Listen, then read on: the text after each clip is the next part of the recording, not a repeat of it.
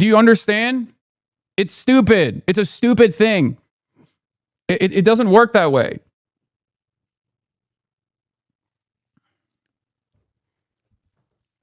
If you have a platform that you can lean into over and over again, if you're running for something, okay? If you're running for something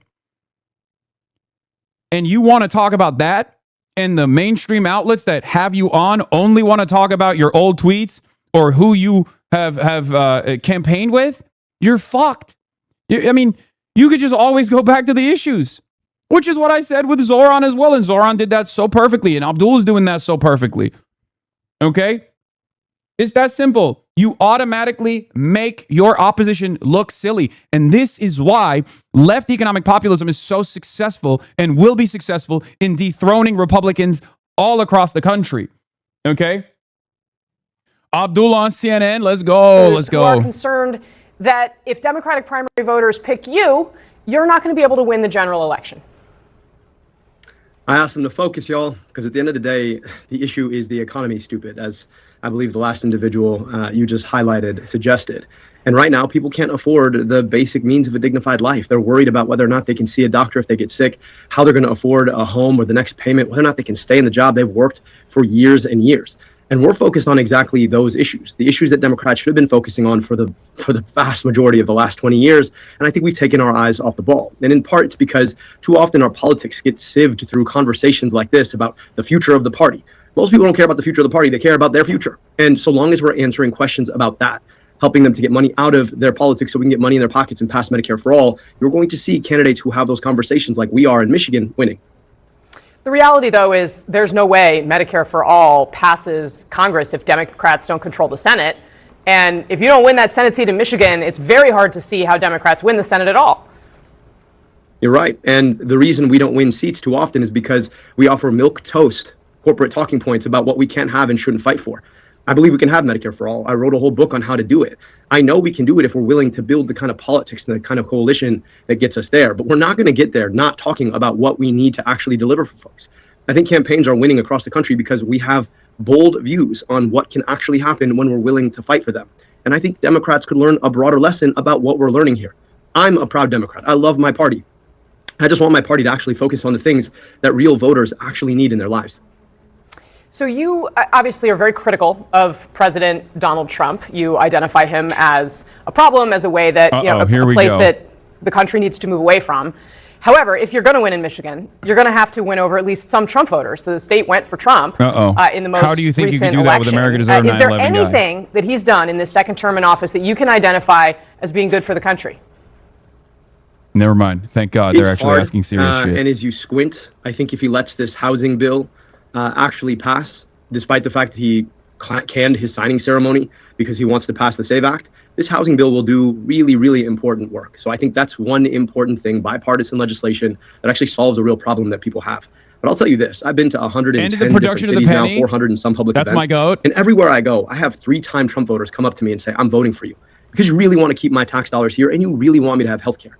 The idea that voters pick on this left-right spectrum, that's a model that we created in our minds, and we keep imposing it on elections, even though it doesn't really explain what's actually happening. Most voters are out there trying to just make sure that they can make ends meet. They don't care as much about our left-right spectrum and blue and red and purple. I don't know why they care about whether or not you actually want to solve their problems. And when you go to their community, you have conversations, you've done the listening and the learning, and you're willing to actually tell people where you stand, you'd be surprised how many people who voted for Donald Trump might be voting for somebody named Abdul El-Sayed. I want to play for you a new attack ad that is out against you. You recently did an interview where you talked about your competitor, Haley Stevens. She's, of course, a member of the House, who's running also in your primary. You said that you hoped AIPAC could, quote, teach her how to string together two coherent sentences. There's now this ad attacking you in the way that you talk about women. Let's watch it, and we'll talk about it on the other side. Take a look. Abdul El-Sayed has a long history of disrespecting women. He called Michelle Obama's work with children uninspired and ineffectual, claimed Gretchen Whitmer was bought and sold. In a discrimination lawsuit, El-Sayed was accused of telling a woman he didn't want to work with anyone over 40. And an employee said he was offered payment to keep silent after witnessing El-Sayed disparaging women. A history of disrespecting women. What do you say to the people that put that ad together about what they say about your record? Let's talk about the people who put that ad together. You didn't play the part where they said UDP is responsible for the content of this advertising. UDP is AIPAC's super PAC. They've already spent $30 million to boost my opponent, and they've realized that they're still not getting where they want to go. So they've decided to take a really disparaging, below-the-belt character attack on me. I spent my whole career fighting with and alongside women for women's health. That's been my work at the Detroit Health Department and leading Wayne County's Department of Health, Human and Veteran Services. But the reason that they're playing this ad, the reason that they're going to blanket the airwaves with this, is because they want to trick us into thinking that the best possible outcome for our tax dollars is to continue to send them abroad to kill women and children in Gaza and Iran and Lebanon, instead of spending that money like we did when I was in Wayne County's Department of Health, Human and Veteran Services, actually providing women's health care, providing for children, and building a kind of America that we need and deserve. That has been the work that AIPAC has done for a very long time. Michiganders know who I am. They know my record. They know how I show up. And I'm confident that come election day, they're going to swipe aside a lot of these terrible attack ads and choose with their hearts where they want their tax dollars to be spent, on them and their kids. When you said that you hope that AIPAC could teach Stevens how to string two coherent sentences together, do you regret how you phrased that at all? Is that the right way to put it? Obviously, Congresswoman Stevens is really smart, which is why it's so surprising that whenever you ask her why, for example, she took a trip to Portugal, paid for by Center Forward, one of the super PACs that is playing in this election, to Portugal with her mom, why she took that trip, why she's taking $30 million from AIPAC, where her money comes from, she struggles to explain what that is. And so I just think it's really important for us to get a clear explanation of where that money's coming from and what she's promised to these corporations and super PACs, including AIPAC, about what she plans to do for them when she's in office. Do you want to see the super PAC supporting you air negative ads like they've now said they were planning to do? Obviously, I don't coordinate with them, but you're talking about the National Nurses United, the UAW, Working Families Party. These are folks who are trying to push back against the mis and disinformation that you just saw from AIPAC. So at the end of the day, I would rather not engage in negative campaigning at all. I don't do it on my campaign. We're focused on talking about getting money out of politics, putting money in your pocket, passing Medicare for all, standing up with and for women, doing the work that builds America, where everybody knows that they get the health care they need when they need it, that they can get child care when they need it, and that their health care and their economy is not dominated by a large corporation telling us what we can't have, shouldn't fight for, and have to put up with. Obviously, AIPAC is a big part of this conversation because Israel has become a very central topic, especially inside the Democratic Party, but nationally as well. Do you believe Israel has a right to exist? So, Casey, AIPAC's become a big issue in this election because AIPAC's already spent $30 million in this election. They're by far the biggest spender in the race. Now, the question about a right to exist is interesting because nobody's ever asked me whether or not I believe Palestine has a right to exist. Every single president who's served has said that they believe in a two-state solution. Israel exists. The question is whether or not we want a politics where our money is sent over to Israel to do genocide and apartheid instead of investing in our own kids. You say it exists, but does it have a right to? No, I didn't say that. I just said the question of Israel's existence is not a question. I'm not going to play this gotcha game about whether or not it has a right to exist. The question ultimately is about whether or not we want a politics that dignifies. You're not going to play the gotcha game, but you're not going to say you think Israel has a right to exist. Well, my question, Casey, I think the question we all ought to ask is, does everybody have equal rights to peace, dignity, and self-determination? That's Jewish, Israelis, and Palestinians. And to me, the folks who should answer what the ultimate peace there looks like should be Jewish, Israelis, and Palestinians. I want my tax dollars spent here in Michigan to provide schools in Michigan, to build healthcare in Michigan, to invest in Michigan, rather than to be sent abroad to kill Palestinian people, do genocides and apartheid. The question about whether or not Israel has a right to exist is actually quite secondary to whether or not they have a right to our tax dollars. And people don't ask that question in good faith. So if you want to ask me about Palestinian right to exist, you want to ask me about what I want to do for kids in Michigan, I'm happy to answer that question. But the AIPAC and Israel have become secondary questions that too many people have to talk about because our tax dollars keep getting spent over there rather than being spent over here. All right. And finally, I also wanted to ask you about some of the tweets that you deleted as you were, in the course of this race just before, around this question of defunding the police. This is also something likely to come up in a general election should you win this primary. Do you stand by what you had previously said, that police, in support of defunding the police, or do you believe police should be funded? So, Casey, in my time leading Wayne County's Department of Health, Human and Veteran Services, I had the responsibility of rebuilding a juvenile detention facility. I raised salaries 35% for workers there to make sure that the public health emergency that we had to call no longer existed. So judge me by my work rather than some deleted tweets, because you know what, nobody ever asked me across the 100, and I deleted all the tweets because I didn't want them to be taken out of context like this, so that you could distract from the actual conversation that Michiganders really want to have about what they want their leadership to actually fight for them to do. Well, I think the question is just, if you're leading, would you fight to defund the police, or would you not? I've already told you what I did. Judge me by my work. Judge me by my work. I funded the system because it needed to be funded. Too often the conversation we have is fund or defund. The question that we don't ask is, what kind of system do we really want? I want us to be investing in the kinds of interventions that actually protect people, whether you're talking about people on the streets or people in law enforcement. That means investing in recruitment and retirement for law enforcement. It also means investing in community violence intervention, investing in behavioral health response, investing in public health and anti-poverty measures. Those are things that are not mutually exclusive. And I think this debate about 2020 and the ways that tweets are going to play are really nice on CNN if you want to get clicks. They're not that effective, and nobody really asks me about them on the streets or in communities in Michigan. So if you want to talk about housing or healthcare or corporate dominance or politics, I think those are a lot more legitimate questions that people are actually asking me about what they want their next senator to do in the state of Michigan. You get to vote for this guy, bro. So voters shouldn't look at the fact that you deleted the tweets as evidence that you no longer support the things that you said, Ben? Casey, you might listen, find that to be a I understand what you're saying about... I'm just talking about what I hear about from people. I understand, but if you deleted the tweets, right? That's what I'm asking you. I'm asking you about an action. Okay. Look, I'm talking about the action that I took to actually fund the juvenile detention facility to make sure that youth in that facility were safe. Now, tweets are not quite as much of an action as the work that I did when I was in public service. But I appreciate the line of questioning, and if you want to keep doing it, that's fine. But I'm just telling you that I think most people are more interested in whether or not you're fighting for their housing, whether or not you're fighting for their schools, whether or not you want to keep their tax dollars here at home. All right. And before I let you go, of course, AOC did endorse you in your race. Should we expect to see her on the campaign trail with you soon?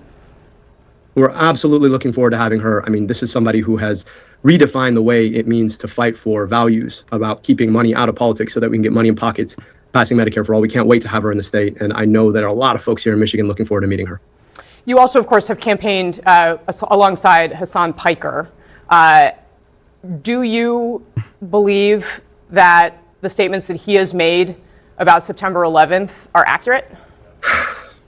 So, Casey, no, I don't. But I'm also, again, you can hold me accountable for what I say and do. But I do not agree with everything anybody I've campaigned with has said. And that's just the nature of public discourse. I campaign with folks because I want to reach the massive audience that they have to have a conversation about bringing them back to our politics. So politics that gets money out of politics, puts money in your pocket, passes Medicare for all. So I'm grateful for a lot of the things Hasan and I agree with, but he's condemned those comments himself. I clearly don't agree with them. But the question now is a lot more about what kind of politics do we want? Do we want a politics where folks like AIPAC Not many people are asking, does Hasan Piker have a right to exist? Glossy ads by dumping $30 million into these elections? People always ask, does Israel have a right to exist? Israel exists. Because I believe in a government of the people, by the people, and for the people. And right now, I feel like we've gotten way too far away from that. All right, Dr. Abdul El-Sayed, thank you very much for spending some time in the arena. I really appreciate it. Hope to see you soon. All right, coming up, my panel is here in the arena now. CNN correspondent Arlette Saenz, CNN contributor, host of the New York Times. God, that was so good. Democratic strategist and former White House director of message planning, Megan Hayes, is here. Republican strategist, former Mitt Romney campaign advisor, Kevin Madden is here as well. I took up most of our panel time here with the interview, but Arlette, I wanted to get you to weigh in there because this race, of course, is one. It's a three-way race. There are two Democratic women running. And there's a lot of concern among Democrats that if Dr. El-Sayed wins, they might lose the general election. Now, that said, I don't know if their track record is great necessarily. There are a lot of things that are changing really fast in terms of what voters are looking for and willing to do.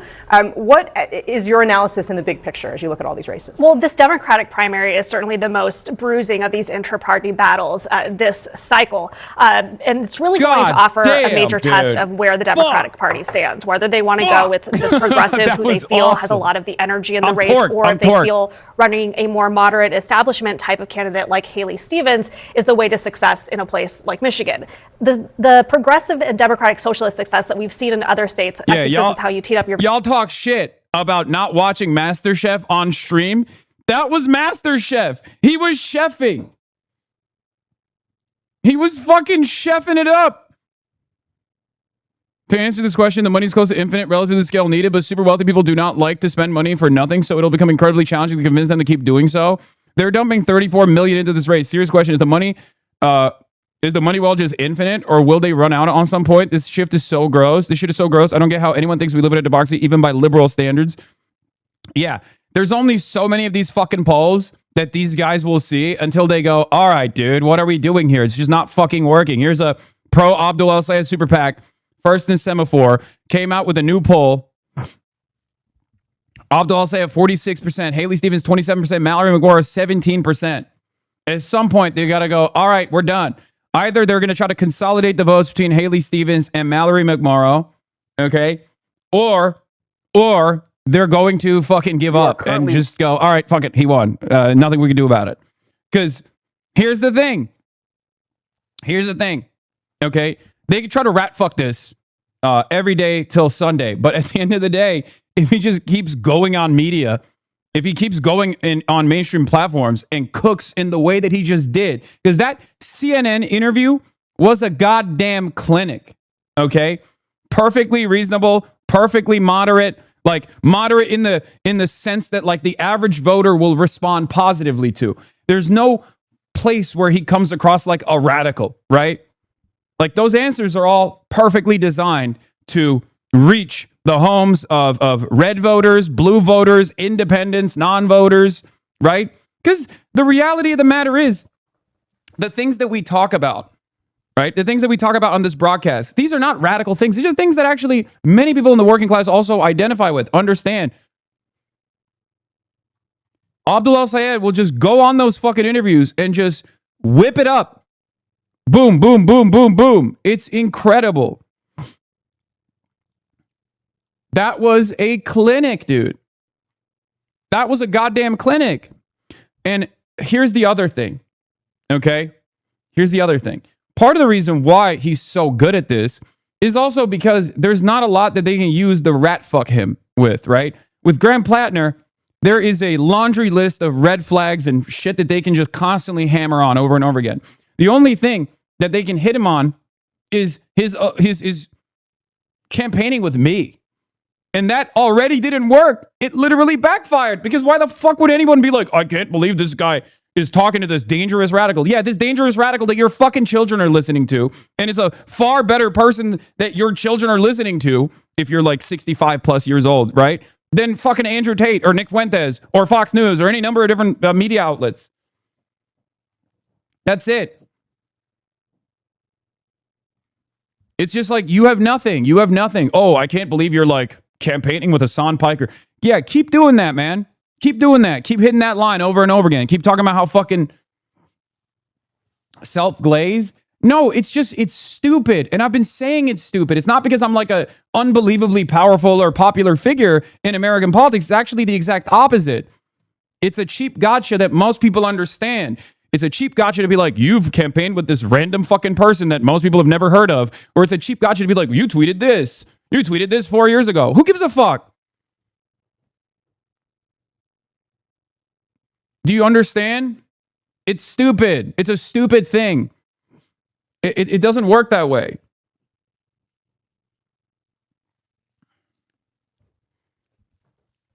If you have a platform that you can lean into over and over again, if you're running for something, okay? If you're running for something and you want to talk about that, and the mainstream outlets that have you on only want to talk about your old tweets or who you have campaigned with, you're fucked. I mean, you could just always go back to the issues, which is what I said with Zoran as well. And Zoran did that so perfectly. And Abdul is doing that so perfectly. Okay? It's that simple. You automatically make your opposition look silly. And this is why left economic populism is so successful and will be successful in dethroning Republicans all across the country. Okay? That's it. That's it. All across the country, if the Republicans only have, oh, what about transgender, while you're like, I want healthcare. Like, I want to give people healthcare. That's why I'm running. I want to give people adequate housing. That's why I'm running. I want to end these wars. That's why I'm running. When you say that, I want to fight back against entrenched power. I want to drain the swamp. That's why I'm running. When you say stuff like that, and your opposition only has, well, what about your old tweets? You like transgender people too much. It's like, yeah, okay. What are we talking about? That's like 1,000 total people in the state of Michigan that you want to fucking dominate for no reason. Like, shut the fuck up.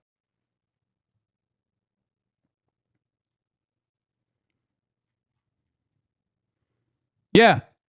Remember, they did this in Denver, okay?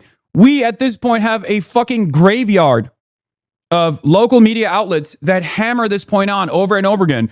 After Denver area venues Nick's rally with Hasan Piker, Democrats weigh whether online figures help or hurt campaigns. Well, it turns out it doesn't fucking hurt. W after W after W.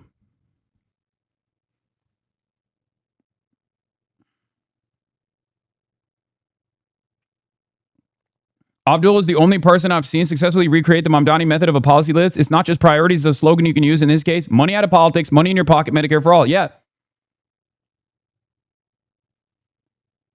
This interview was so scathing that Wolf Blitzer was basically having sex with Jonathan Concreus live on air during the genocide. I don't know. What the fuck? Oh.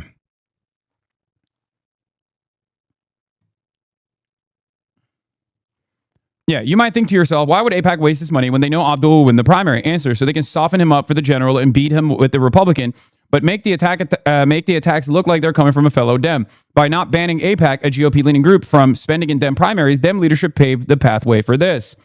Now, it doesn't matter because it's not going to fucking work because their candidate is dog shit. Their policies are dog shit. The party is dog shit. So obviously, there's a reason for why there's a blue wave that is most likely going to happen this year. Okay? So it's already set. Democrats can either take advantage of that and build a reliable blue wall by running good candidates everywhere, candidates that do not shy away from left economic populism as their agenda, as their message, or they can take advantage of this to reassert their dominance over the party by fucking running establishment Democrats as they're trying to fucking do. But that's why the primary system is where it matters the most. Your voice matters the most. That's why I keep stressing this over and over again, because they're dumping $30 million in the fucking primaries. It's not going to work. Abdul's still going to fucking win, inshallah. Okay. What is this? Have you seen this incredible tweet? Yeah. Oh, now replace DSA members with Jews. Not so funny now, is it?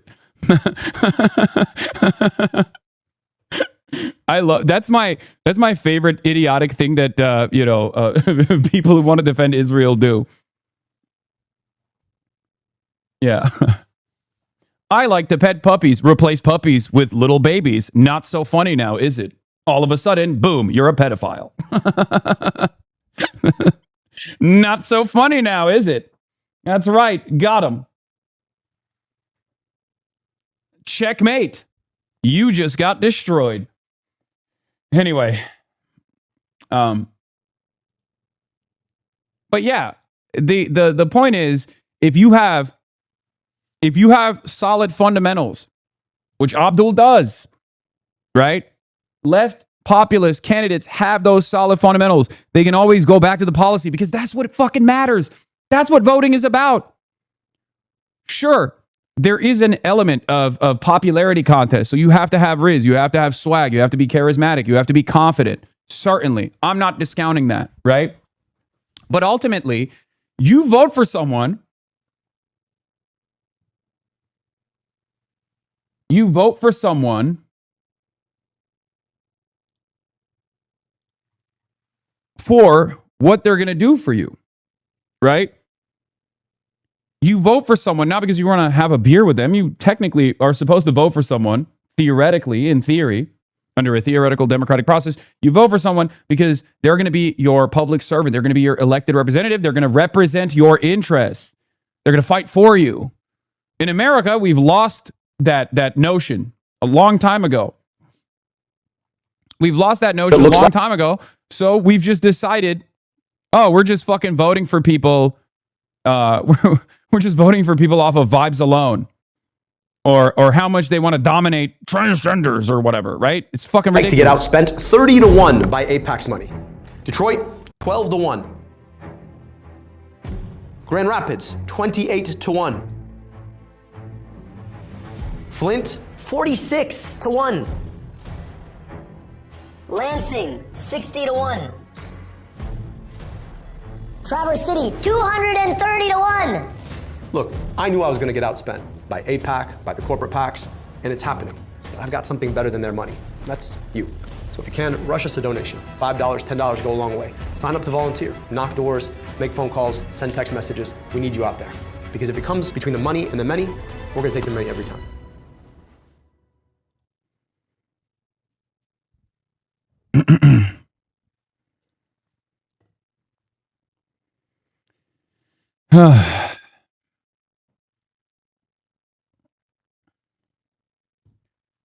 Great stuff. Donnie Douche is on MS now. I think this chatter needs a vacation to chat jail. Don't vote for Abdul. He's going to run it like a hospital. Okay, good one, man. Okay. I think that I would rather have a beer with that guy was actually just a proto-authenticity movement before we really articulated that. It's not actually a question of vibes, but about whether this politician is actually honest and will actually fight for you. No, it's vibes too. But you focus on vibes when there's no policy. And in American politics, we've completely lost track of what fucking matters. After decades and decades and decades of this duopoly, we've forgotten that you're supposed to vote for something. You're supposed to vote so that your elected representatives serve your interest. They're supposed to sell you on why you must go out and fucking vote. We've forgotten about that reality, okay? That's the issue. That's the issue of decades and decades of neoliberalism and this duopoly control that we have, this that has yielded this oligarchy that gave tremendous bounties and tremendous consolidation of wealth and power to the tippy top of society. That's it. There is a hunger, a W hunger, for good policies. Good policies is good politics, okay? If you have nothing, then yeah, you make that decision on vibes alone. Wish your Mike's base was short out so we could have the old school frat dude bro gamer vibes back. Why you got to grow a beard and put on a big boy show? Do you think you will clean up as good as Carmelo did in the can? Wait, what? What does this even mean? Jorgen Peterson. Old school frat dude bro gamer vibes back. Why you got to grow a beard and put on a big boy show? Do you think you will clean up as good as Carmelo did in the can? Are you all right, dude? If you're a racist Euroid, why do you care about like American domestic incidents, like a stabbing that took place and the dude who did the stabbing actually went to prison? Like what? Like why would you ever? If you're living in like fucking the Netherlands or whatever, like you should not know who Carmelo Anthony is. You know what I mean? Like, and I'm not talking about Melo, like Melo from the Knicks. This is a person who's talking about that one specific case in Texas. It's just so strange to use that, like to be so invested in American politics to that degree where you're like literally using like American racial animus in the chat.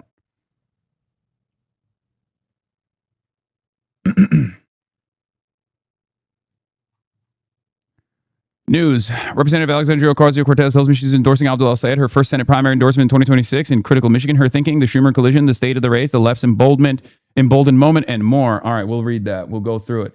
Asmold chatter, 100%. Dan Goldman says support for Israel cost him New York Democratic primary. So long, idiot. Oh, what took you so long, idiot? Oh, they're going to say this is, they're going to say you're depicting a Jewish man as a bug. This is racism, or this is anti-Semitism. That's what they're going to say. Hasan's travel advisor to Cuba got arrested and you're laughing. Yes, rat fucking people over the most money possible makes logical sense. Great post. Fuck yeah, nepotism. Dude, I swear to God, this is a genuine mental illness. Will Hasan clean up as well as Carmelo? Like, your only understanding of American politics literally revolves around what I'm doing. That's so strange, buddy. This is not politics. Like, you have duped yourself. You have literally limited yourself. You rate limited your brain, okay? If you think American politics or politics in general ends and begins with what you perceive is going to happen to an American political commentator that you don't like, you have rate limited yourself so aggressively How's your sleep lately? You seem upset, friend. How's your sleep lately? Pretty good. I mean, I've been kind of tired because I've been traveling all around the country, obviously, getting Democratic Socialists elected. I don't know if you've been paying attention. It seems like you've been paying attention to quite a bit to everything I'm doing. But like, seriously, do you not understand? Like, you're not, like, this is not real news, right? This is just your own personal fascination that you've designed in your mind. Like, I occupy way too much time in your head. Don't scroll your mouse and read the first message. I could fix her, but she won't let me. She's my type, dude. Why did they all have to become libtarded? Foids are obsolete.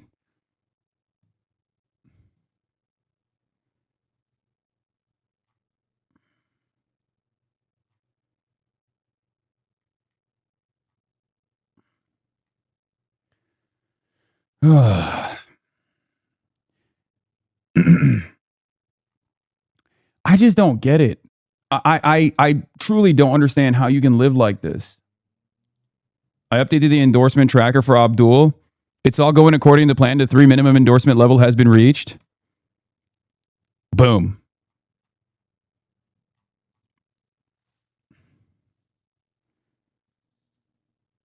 Boom. The three endorsement threshold has been reached for Abdul Al-Sayed, ladies and gentlemen.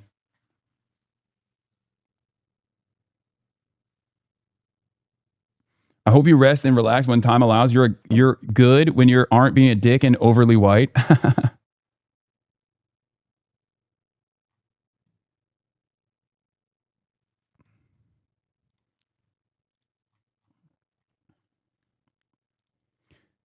It's just, I don't know. I just don't get it. I don't get why you would personally limit your life to this degree. You know what I mean? There is no way it gives you that much satisfaction. You know? There is no shot that this can be as satisfying as you think it is or as healthy as you think it is for your mind, right? For your soul. Doesn't make sense.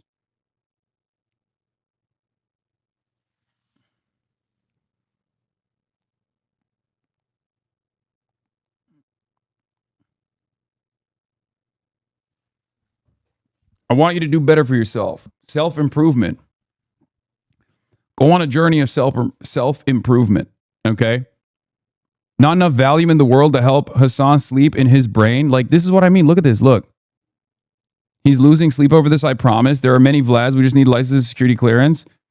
Just wait, Hasan. Oh, yeah, things are going to heat up. Like, think about it this way. Even if I went to prison, right? Even if the Trump administration, like, threw me in prison. Okay, you get, like, one day of celebration. You're like, oh, hell yeah, I hate this fucking guy, right? And now the fascist Trump administration threw his ass in jail. Okay? Throw me some cash and I'll be your biggest friend, buddy. I'll do ops 24/7. See, this is what I mean. Dog, that's not going to help you either, okay? Maybe in the interim, but like, you got to fucking, I'm trying to give you the keys to self-improvement. You got to work on yourself, man. Set some fucking goals for yourself, some long-term goals, some short-term goals that revolve around self-improvement, whether it be your body, your mind, your soul, okay? Lock in. This kind of shit is so deeply parasocial and so unbelievably unhealthy, okay? You can do it. I believe in you, okay? You can do it. It's also especially funny that you're apparently broke and you're fucking championing Asmongold's cause when he just keeps saying broke boys ain't shit. The bottom 2% is destroying society, not the top 2%. You know?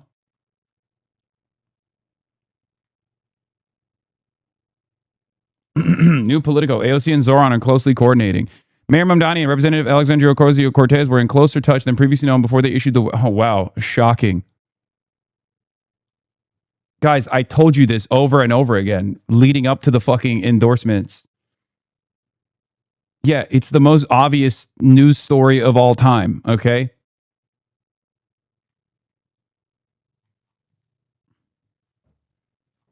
Personally, I'm shocked by this.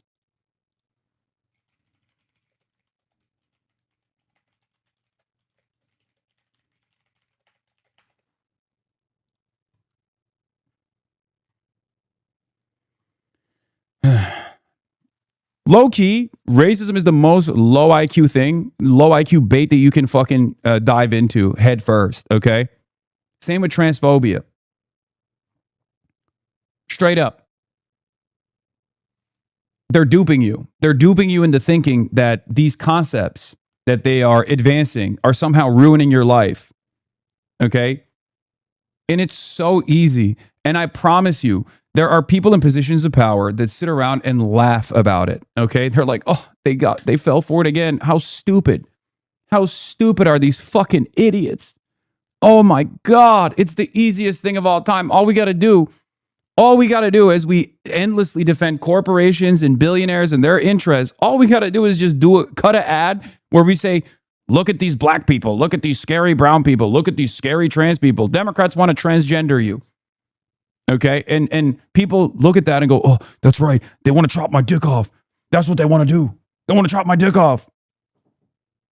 They're not even subtle about it. Stop falling for it, man. Look at Trump. He did it. He promises made, promises kept. He followed through on 0 of his promises to improve your life on the economic side. And he followed through on all of his promises about, like, you know, closing the borders and erasing transgender people from existence, right? Like, no more trans athletes. Did that improve your life at all? At a certain point, you have to realize, like, oh, this was just a lie, okay? This was just a lie that they were telling. Like, oh, if we just ban all the trans athletes, all of a sudden, my life's going to improve. Did it improve? Is shit better for you? No, it's not. It's not better for you, right? Is it getting better for you? Do you feel like there's hope for a better future, for a better tomorrow? No. At some point, you got to realize maybe you were duped. And it's okay. It's not easy to recognize. Okay? It's not healthy. It's not easy to recognize when you're being duped, right? It's tough. I get it. No one wants to feel stupid. No one wants to feel small. No one wants to feel silly. But at some point, you have to realize it. And it's liberating when you do. When you realize that these guys are simply lying to you and they're shifting your attention, the real angst, the animosity, the anger that you feel because shit's not getting better, they take that anger and they redirect it to vulnerable populations to make you think they have a different interest than you. Okay? They design enemies for you to get mad at. That's it.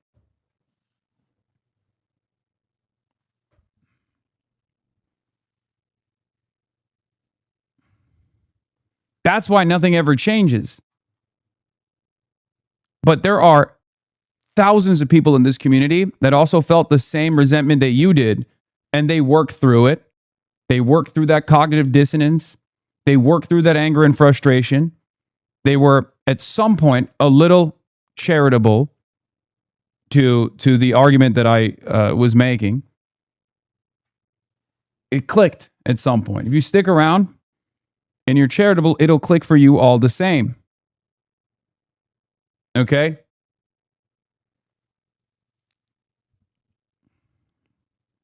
And when it does, I promise you, you will be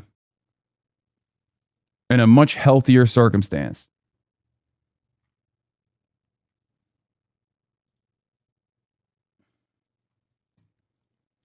But in the interim, if you want to, continue leaning into this nonsense, you can just keep going. Yeah, why don't we just fucking arrest Hasan Piker? He's a bad person.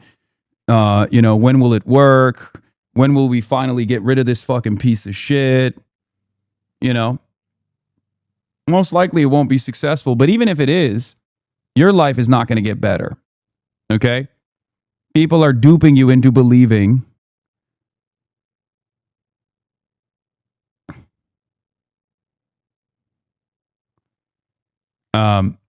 people are duping you into believing that, like, I'm your fucking enemy.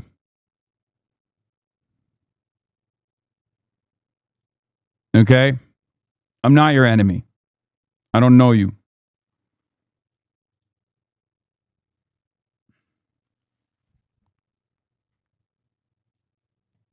Let's get back to this now. It's nothing compared to their rhetoric, their words, their honesty about wanting to tear down America. We will work to transfer ownership to responsible stewards. This nation was founded on genocide and the mass displacement of people. We have to use every tool in the toolbox to make sure that we abolish ICE and keep our immigrant neighbors safe. Was 9/11 an inevitable consequence for America based on U.S. foreign policy? Inevitable in the sense that we destabilized a lot of the Middle East, that forced people to believe that another act of violence was the only response. If you really want to talk about destabilization, let's see what would happen in a world without borders or prisons or police. That's a position that New York's Daria Lisa Chevalier seemingly endorsed at one time by retweeting a post claiming all of that was possible, necessary, and the only moral way forward. She also seemed pretty intrigued by communism, writing in a now deleted post in 2020. Most of the theory I've read is communism, but the pyromania associated with anarchism is very intriguing to me. I can't believe you are, dude. How are you taking any of this seriously? Okay, really? You think Daria Lisa Avila Chevalier is gonna what? Like make arson legal? Is that what you think? This is a sincerely held policy position? That's what's going on here? Like, this is why I get so annoyed when people will be like, Hasan, you really believe that Crimea belongs to the Ottomans? No, I don't, you fucking idiot. Like, that's a joke. I've made a joke. Okay? Or when people will be like they'll bring up shit that I've like very clearly joked about, where they're like, this seems very serious. Hasan, we've seen a clip of you talking about landlords, okay, letting the streets soak red in capitalist blood. Is this a sincere policy that you're advancing? No, you fucking idiot. No, obviously not. What the fuck is wrong with you? Okay? Yeah, it's like thinking I'm pro drunk driving because I make fucking jokes about drunk driving. Let's read further. Years ago, when people start throwing the word comrade, you want to dust off Ayn Rand. And years ago, she made an observation that's worth remembering. She argued that communism and socialism seek the same destination. The difference is that communism seeks to get there by force, while socialism tries to get there through the ballot box. But it's still the same destination. It's not true, She says the difference between murder and suicide. We have a choice. They're telling the truth. And it's a choice that dictates a future for America. Joining me now is the Democratic Socialists of America co-chair, Ashiq Sadiq. Ashiq, thanks for being with us here today. Thanks so much for having me. I hope through the course of our conversation, I understand more about what it is the DSA seeks to accomplish in America. So let's start with a couple. Several of the candidates that the DSA has endorsed, like Daria Lisa Chevalier, have talked about the destruction of America. Is that part of the goals of the DSA, to tear down the project that we know of as America? Our goal is to expand possibility in America and expand the promise of America. So many people have come to the United States for centuries in search of a better life, in search of opportunity. And today, the United States is the wealthiest country in the history of the world, and yet more people than ever are struggling to get by. So we believe that workers deserve more in the United States. Everybody deserves a basic floor for a good life. I understand, Ashiq. What's the path? Is it in fact communism? Do you seek communism? Our goal is democratic socialism, which we think is distinct from, the Soviet Union, which ended decades ago. So we point to examples in America's own history, like the most famous democratic socialist that many people know is Reverend Dr. Martin Luther King Jr., who was a religious as well as civil rights leader, and he pushed for economic rights for all people. I'm not sure that all your members. True. That's good. Good line. Shout out good Reverend MLK. Most well-known and beloved Democratic Socialist, historical figure. The problem with, or these guys will never understand it, but like, the Democratic Socialists of America is a big tent party, okay? It's a big tent left party. It's anti-capitalist, okay? Although, even within the DSA, I think, let's be real, there are some social democrats, right? If you look at the caucus structure, you go all the way to the right. DSA right is comprised of people who hyper-focus on electoralism, and then you have the DSA left, people who think electoralism is ridiculous and counter-revolutionary. It's just a democratic process. It's a real party with a diversity of opinion. But ultimately, through the democratic process, they figure out an agenda, okay? I, on the other hand, not a member of the Democratic Socialists of America, like all the caucuses across the board. Yes, including the Maoists as well. What is it, Liberation? Liberation Caucus is the Maoist one, right? I might be getting it wrong. I like all of them, okay? They're all great.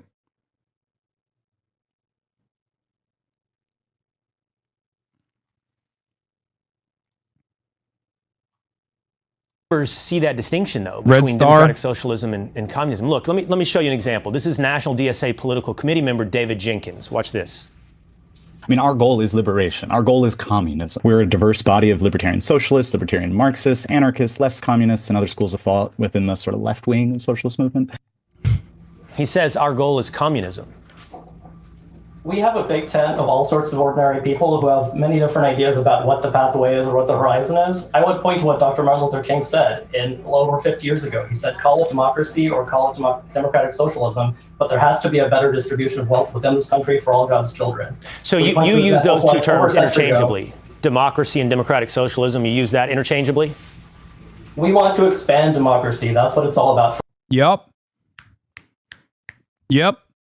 Democracy everywhere, including in the workplace. That's it.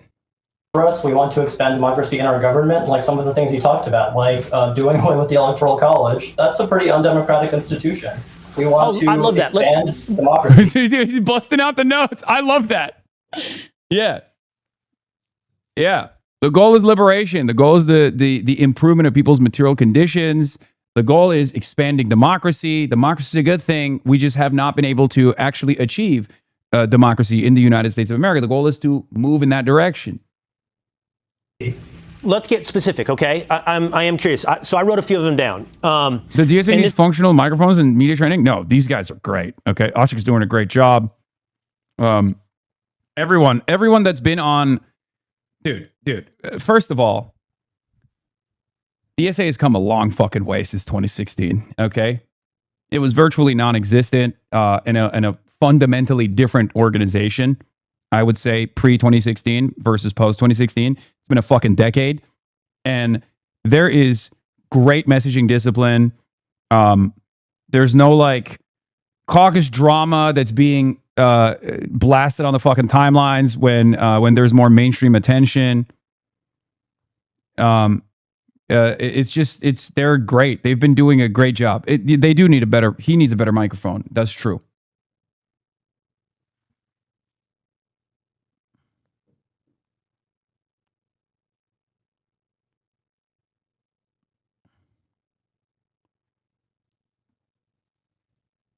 Yeah, his audio is ass, but he's got media training. You can tell. Look at dude, come on, man. He's talking about, DSA, just like MLK. That's what do you mean? That is simple. It's pithy. It's straight to the fucking point. This is based upon candidates you've endorsed, basically all of them. Do you believe in the concept of borders, nation states having a border? We believe that right now what we have is open borders for capitalists, for CEOs. We have people who've run major companies that have hollowed out cities all over the country, taking jobs out of communities, outsourcing jobs, pushing trade deals that are bad for workers. So we would not have open borders tomorrow, but we want a world in which all working people are taken care of, every basic necessity, so that we don't need a militarized border. ICE was only created in 2003. The border, I hear you clearly. Dude, Will Kane is so awesome. I love Will Kane, dude. He's so goated because he's just really bad at his job. It's so dope. It's so fucking dope. Anytime someone goes on Will Kane, they just look good. What? So you aren't moving in that direction? So you think U.S. won't stay a democracy? Pull me up, Hasan. Pull me up. Man, shut the... I hate when a fucking privileged ass chatter's like, pull me up right now. I have an issue with what you're saying. You better fucking listen to what I have to say. It's like, dial it back, buddy. Okay? This is the goal of my conversation with Where you. is Kaya? Literally right there.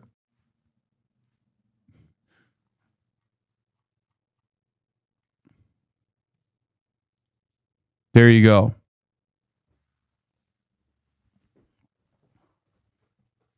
Pull me up. Pull me up right now.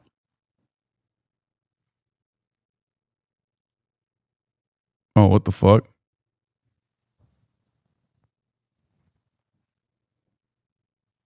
There. That's not the right one. Different angles upon angles, dude. Look at that. Here's all of them.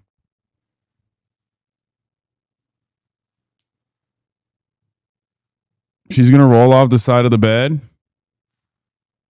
Her booty, her fat rolls are already rolling off the side of the bed.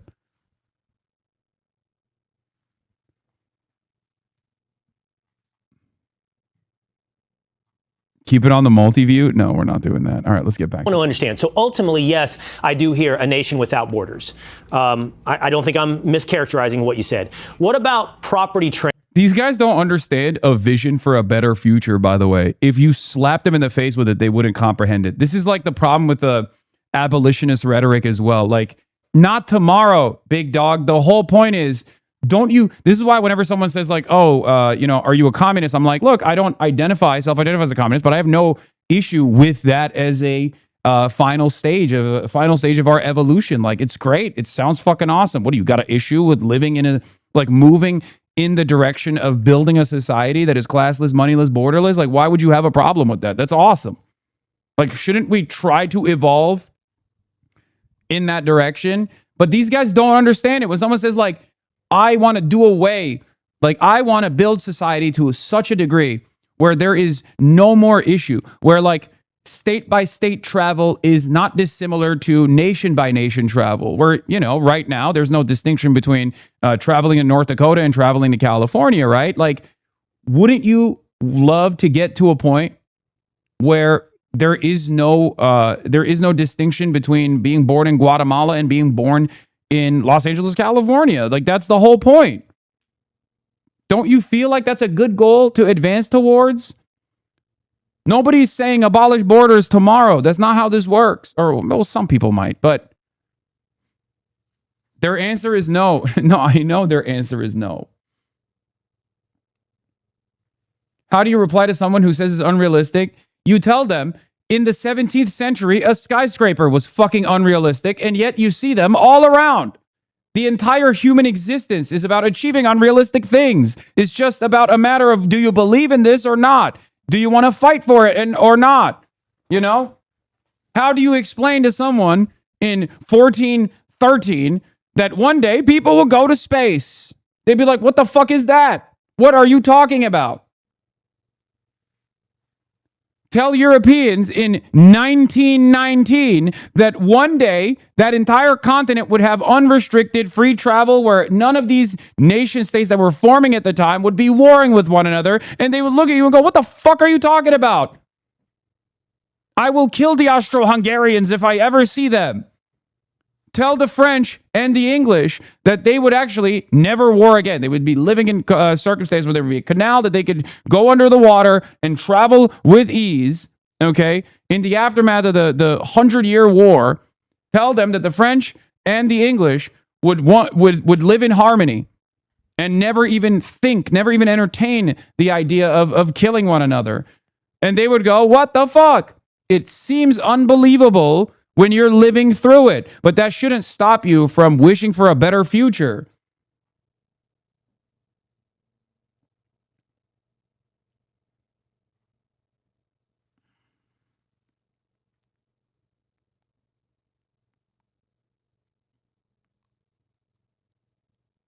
Transfers. We've heard that both from Mamdani. We've heard that from Claire Valdez in New York. And I'll just pair that with seizing the means of production. So forcible removable of private property rights and a transfer. Somebody woke up. I think what we want to do is have democratic decisions about how resources are distributed in our country. So the healthcare industry is if a majority votes to take something away from an individual, then that would be a democratic transfer of property? I think we would look at something like how taxes work today. Right now, Wait, I want to get back. So forcible removal of private property rights and a transfer. I think what we want to do is have democratic decisions about how resources are distributed in our country. So the healthcare industry is if a majority votes to take something away from an individual, then that would be a democratic transfer of property? I think we would look at something like how taxes work today. Right now, Elon Musk has just become the world's first trillionaire in America's own history. In the 1950s, when Dwight D. Eisenhower was president, there was a top marginal tax rate of 90%. So anybody making over, let's say, $1 million, 90% of that would go back to fund public services for everyone. And then over the years, that top marginal tax rate has been done away with, basically. But we're not just talking taxes. These candidates are talking about. We're not just talking about taxes, dog, but that's how taxes work. Like, he's describing to you the concept that you are fearful of by pointing to the current existing version of it. Okay? That's literally it. Like, that's the reason why he's talking about taxes. He's saying, like, look, this is how what you are fearful of already exists to a certain degree. Will Kane's like, no, but I don't like that. I don't like that because it's making it harder for me to make a convincing argument.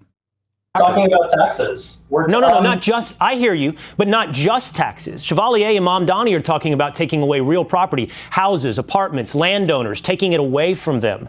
And you've said to me here today that if you have a democratic process for doing so, the way I think, if we're speaking honestly and not talking points, and I really am trying to hear you here, but if there's a room of 10 of us and 9 of us vote to take away a home from the single individual, that sounds like something you support.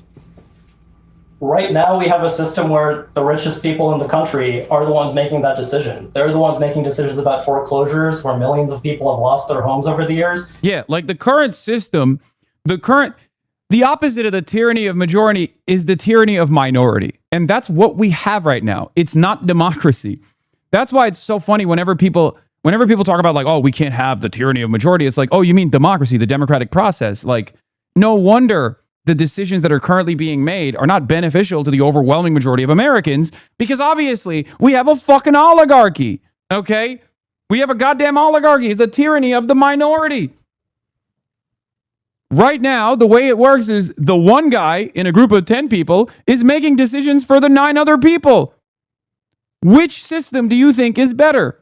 One guy making the decision for 9 other people, or 9 guys coming together and making a decision for all 10 people? Fundamentally, this is something you oppose because you oppose democracy. You just want democracy in name only, okay? Dino. And many Democrats are Pinos, progressive in name only. I just wanted to say Pino again. I really think it's funny to say it. You're a Dino. Someone who believes in democracy in name only. You don't want actual democracy. You're literally opposing it. You're in opposition to it right now. You're like, whoa, what if 9 people get together and decide to take my money away? It's like, okay, dude. Well, right now, one person gets to take all of the fucking productive output of the 9 other people. Why is one person making decisions for 10 people? Wouldn't it be better if 9 people were to make a decision for all 10 people? My mom calls my dad Dino because he's dad in name only. That's kind of sad, but also very funny. We want more Americans to be able to afford their own homes, to afford the cost of rent, to afford the ability to own their own home if they can afford it. But wages are not keeping up with inflation. So the wealthiest people right now, in Manhattan, in the island of Manhattan right now, 1 out of 3 apartments are vacant right now. They're just owned by rich people. Nobody lives there. This is why so take them away. So take them away from the property owner and give them to the people? I think a more productive use of like readily available housing is something that most Americans would be on board with. I mean, why? Why would you have an issue with that? We already literally do that. We do that all the time. We do that for everything else. The government does it all the time. The government will, if they want to lay down roads, the government will be like, okay, we're going to have to demolish some of these houses. Here, we'll give you money. The appropriate measure to go about it in the democratic process would be to make sure that all of those people have a say in this process, right? We only do undemocratic shit all the time against the vulnerable people. We do the undemocratic stuff all the time against poor people. We never even hear from them, right? It is democracy that you oppose. In New York City, they just passed a pet-a-terre tax, a tax on people who have multiple properties, multiple apartments, and they should pay that. They should help fund affordable housing for everybody. Mamdani just passed a rent freeze. That's very popular. That's going to help keep costs down for millions of New Yorkers. So last we one. want to make decisions that raise the floor. Like this isn't about like punishing the wealthy, right? Here's the thing that most people refuse to understand, right? It's not about punishing the wealthy. I know like people will meme about it and stuff, but it's about using the democratic process to make wealthy people participate in society in more meaningful ways, because right now their only participation is take. Sometimes it's good to give, okay? So that we can all prosper, we can all thrive. That's it. That's it. There is tremendous potential out there that is currently not being harnessed as a direct consequence of where they were born, okay? They were born in the wrong zip code to a family that was too poor, and therefore we're not unlocking the potential of these people. There are cures out there, cures for cancer, cures for AIDS, that someone could be the inventor of, but they just never go to the right school. They never get the adequate schooling. They never get the actual opportunity to unlock their potential. It's that simple.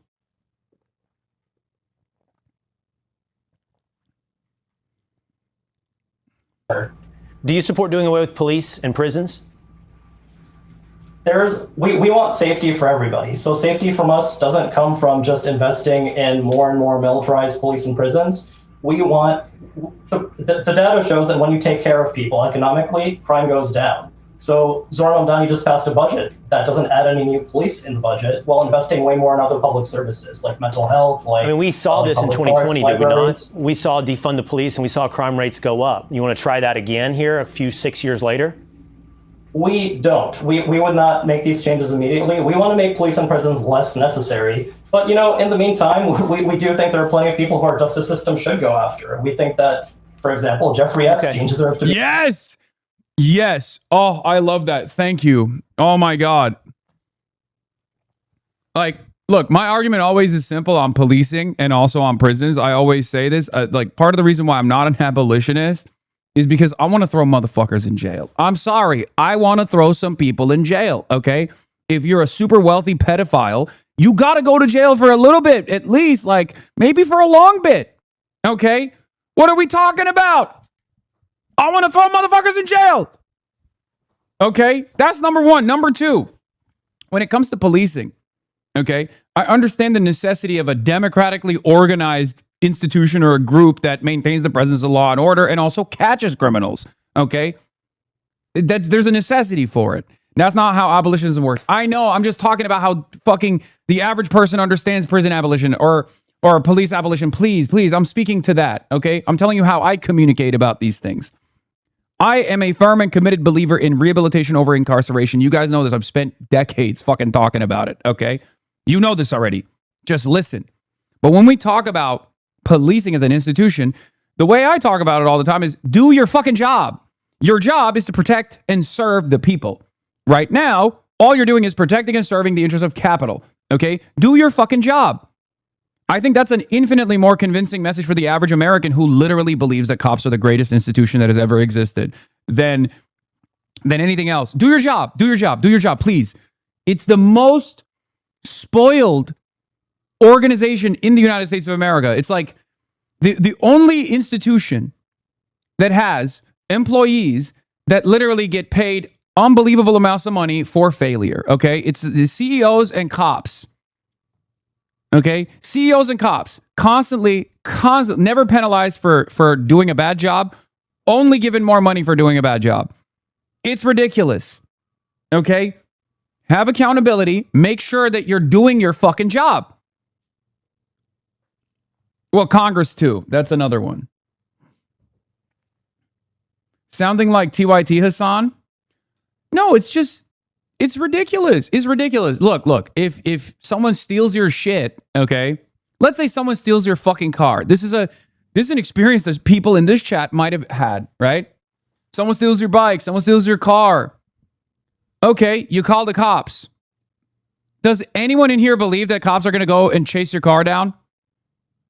Someone steals your phone. Does anyone believe? I mean, this has happened to me many times, right? Back in the day. No. Well, what the fuck's your job then? What is your literal profession, dog? That's the job. The fuck do you mean? Oh, Grand Theft Auto? Sorry, we don't have the bandwidth. What is the bandwidth? Dicking around and playing fucking Candy Crush at metro stations? Like, what the fuck do you mean? What is your bandwidth? What is your job? That is literally your fucking job. Do your job, please. That's my argument. Sorry, best I can do is police violence to random unarmed teenagers. It's like, okay, well, that sucks. Okay, please do your job, please.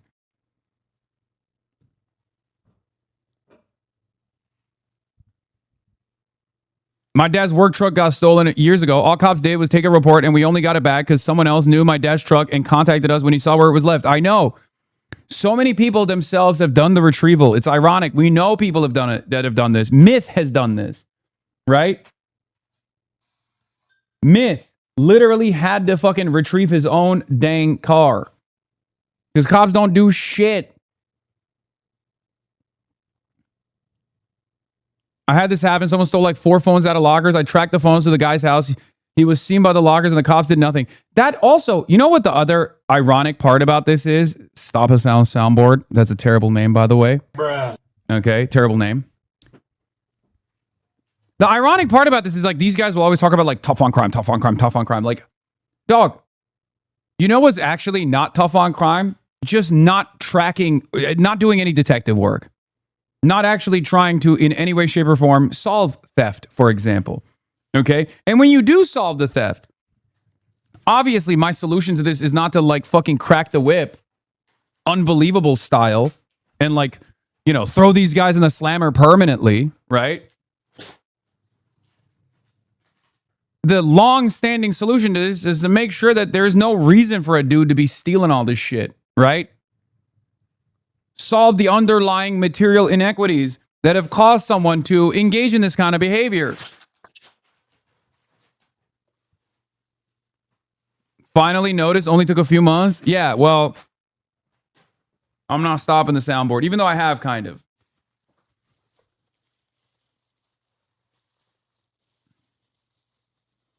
Oh yeah, maybe he's saying, stop. Pause. Hasan's soundboard. Like, that's what he's saying.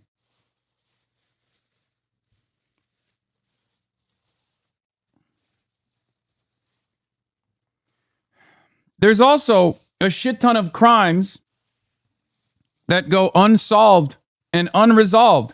You know, the type of crimes that rich people do.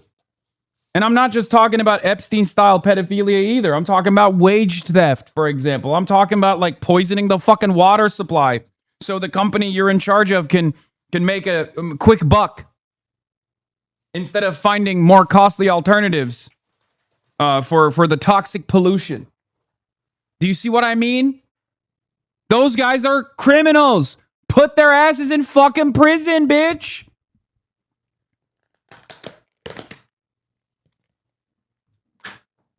And then we sit around and wonder why there's no like social fabric that holds everything together. Because a social contract is getting violated all the time. In prison for running a billionaire pedophile ring, and lots of people associated with him should probably be prosecuted. We think fossil fuel CEOs should be prosecuted for lying about climate being caused by fossil fuels. So these arguments that you're making, I'm curious about your constituency. Yeah. I just want to talk about the constituency for the DSA for a moment, because you make this working class argument as though you're looking out for the poor and the downtrodden. But the membership of the DSA doesn't reflect that's actually who's supporting your policies and your platform. The New York Times just published a survey of your DSA membership. And it's interesting what it notes. It says 80% of your membership are college educated. Another 85% are white. So you're made up almost in the 80 to, we can put it up on the screen, 80 to 90% of well-educated, well-off white people. Is that who it is you're fighting for?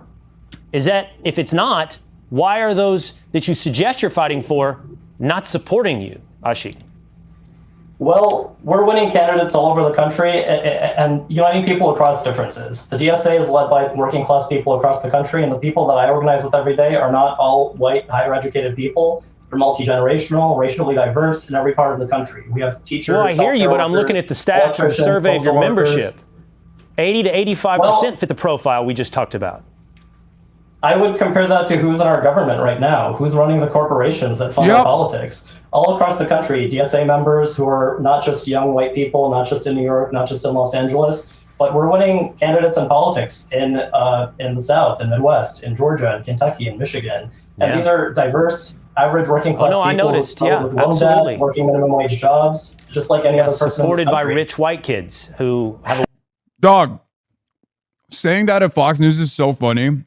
Like, you don't openly channel the interests of, like, unbelievably super wealthy white people. You're on Fox News, Will. You're white and rich.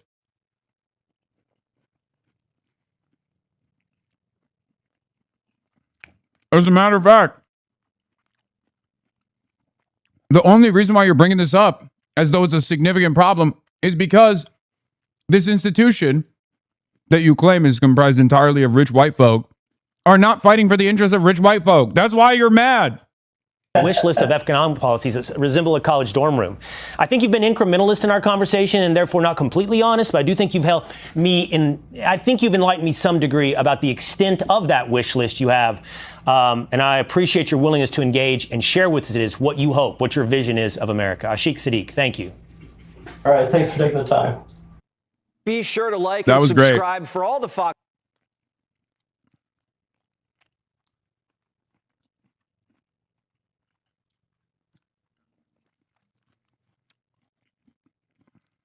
Thank you all for joining me. In the midst of these really crazy times in our country, I wanted to say a few words about the political situation as I see it. As I think all of you know, our political revolution, our grassroots movement, was never ever about electing one person to become president of the United States, not Bernie Sanders, not anybody else. We are a movement to elect progressives at every level who will fight for a government that represents all of us and not just the 1%. That's what we are about. And last night, I'm happy to tell you that Melat Kiros, a candidate who we supported, many of you contributed to financially, won a huge upset victory in the Denver, Colorado area. She took on a 30-year incumbent member of the House of Representatives, and she won by a 10-point margin. 13, Bernard. Her opponent... Speak on it, though, King. ...had millions and millions of dollars in super PAC funding. Oh. I want to bring something up here. For all the ultras, it's not just Daria Liza. Melat is also in favor of an embargo on Israel. Now imagine if I had your perspective.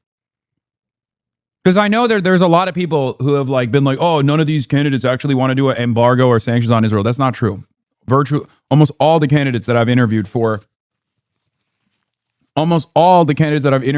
and have won their races are in favor of an embargo. Okay? Now, what's interesting about this, however, they're interested in an embargo, interested in holding Israel accountable. Can you imagine? Yeah, including Adam Hamawi, for example. Wait, don't say that out loud. Wait, what do you mean? Why wouldn't I say that out loud? I have literally interviewed them on this position. What are you talking about? They have openly revealed that that is their position. It's a part of their campaigns. Now, imagine if Bernie Sanders was like, no, we can't have that. That's unacceptable. I love Israel. I'm not showing support for any of these candidates. Where would we be? Where would we fucking be?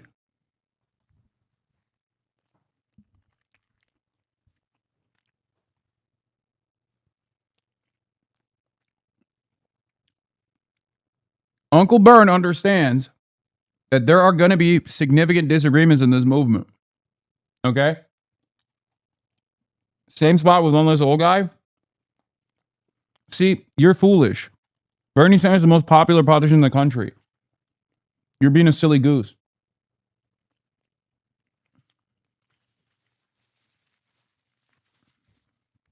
So don't criticize Bernie? No. That's not the argument, dumbass. The argument is have an understanding, have a theory for change. Or be a little bit more open-minded to others who have a different theory of change than you.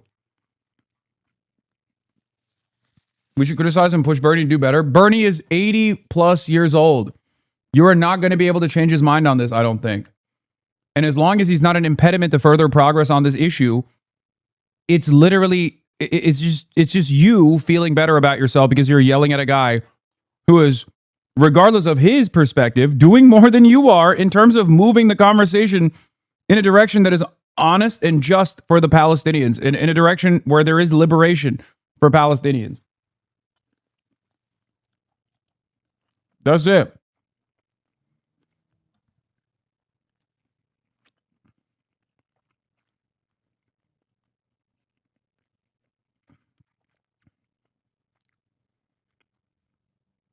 I have my criticisms of Bernie on the issue of Israel. I've made them known. Don't punch down on people with less power. Wait, what? No. You don't get to do that. I'm giving you the opportunity. I'm hearing from you. I'm listening to you. And I'm trying to reason with you. Don't turn around and be like, oh, well, I don't like your response, so I'm just a humble chatter. Like, I'm not punching down at you. I'm just telling you why I do certain things that I've been doing.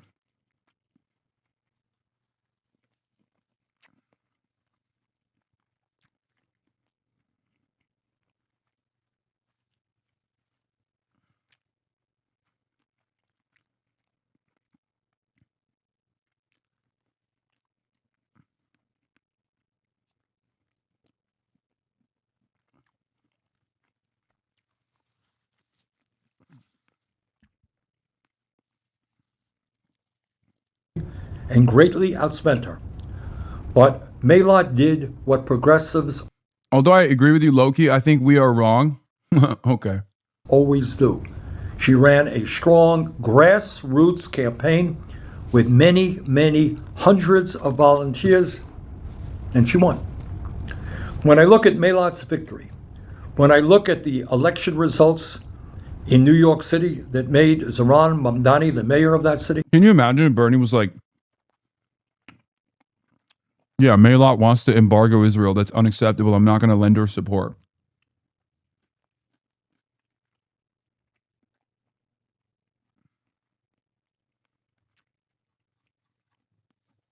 Sorry, it's not going to happen, you know? Yes.